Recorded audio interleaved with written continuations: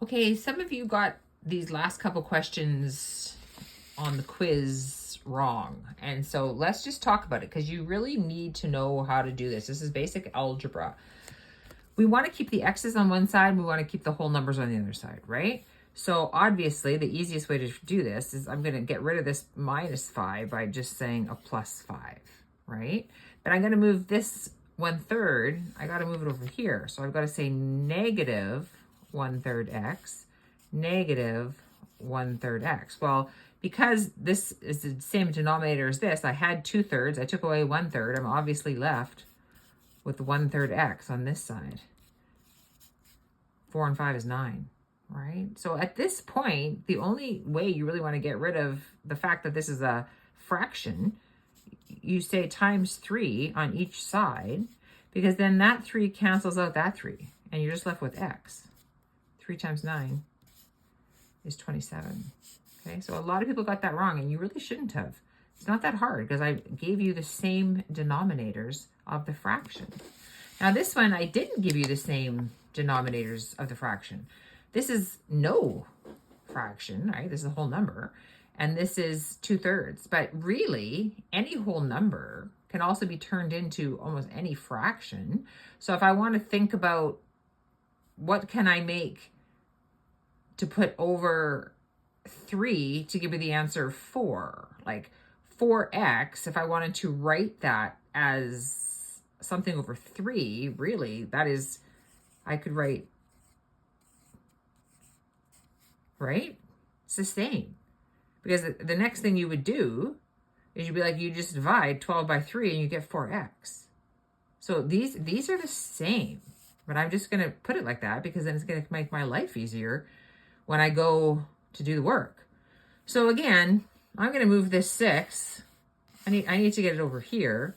So I'm going to say -6, -6. So that takes care of the 6. And now I'm going to have -10 on this side because I've got -4, -10. Someone owes me $4 and then they borrow another $6. Now they owe me $10, right? So on the number line, I'm going backwards. But now I've got this -2/3 x. Well, if it's negative, I gotta add it. 2/3 x plus 2/3 x on both sides. Well, if this is really 12/3 x, and then I add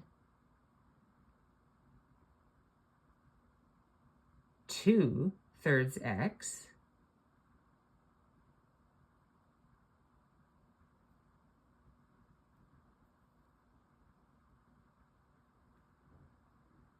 oh, but it's a negative. Uh-oh.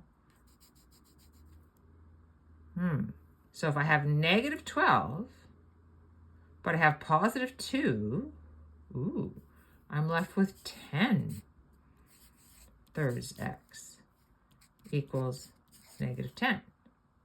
But I can't leave it like that because you can't leave anything with a fraction. So how do I get rid of that? Well, if I multiply both sides by 3, I can cross those out.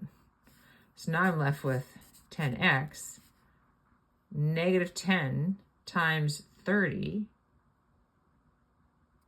or pardon me, -10 times 3 is -30.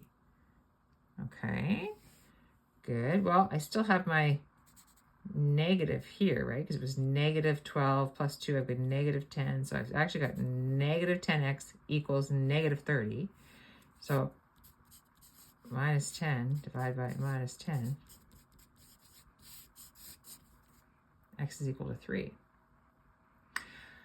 So you might want to write that question out and try it again like tomorrow, just to think about it, right? These are some good practice questions that a lot of students got wrong, and you shouldn't have, because we've done this over and over. This is algebra.